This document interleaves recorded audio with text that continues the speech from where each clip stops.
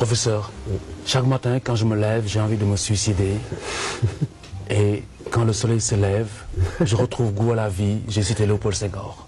Oui, c'est que le suicide, c'est la manifestation la plus intense même de la vie. C'est un peu paradoxal ce que je dis. Parce que quand vous dites chaque matin, je me réveille, j'ai envie de me suicider, et avec le soleil se dissipe ou se disparaît cette envie de meurtre. Mais c'est qu'en fait, on pense simplement que celui qui va se suicider, il n'aime pas la vie. Mais que non, celui qui va se suicider, il aime tellement la vie qu'il ne voudrait pas la vivre dans certaines conditions. Et quand il aime la vie, au point de ne vouloir la vivre dans certaines conditions, il préfère mourir plutôt que de devoir vivre la vie dans un certain nombre de conditions. Et donc ça veut dire quoi? Que celui qui se suicide tape à la porte et dit je suis un candidat à la vie, mais à la vie pleine, à la vie bienheureuse. Le suicidé ou le candidat au suicide, il rend un hommage à la vie tout court. Ce n'est pas. C'est simplement l'effet du désespoir. C'est l'effet des conditions dans lesquelles il vit. Il voudrait simplement que la vie se présentât sous des auspices totalement nouvelles, que finalement, au fond, il préfère y renoncer s'il ne devrait pas les vivre comme tel. Le candidat au suicide chante la vie.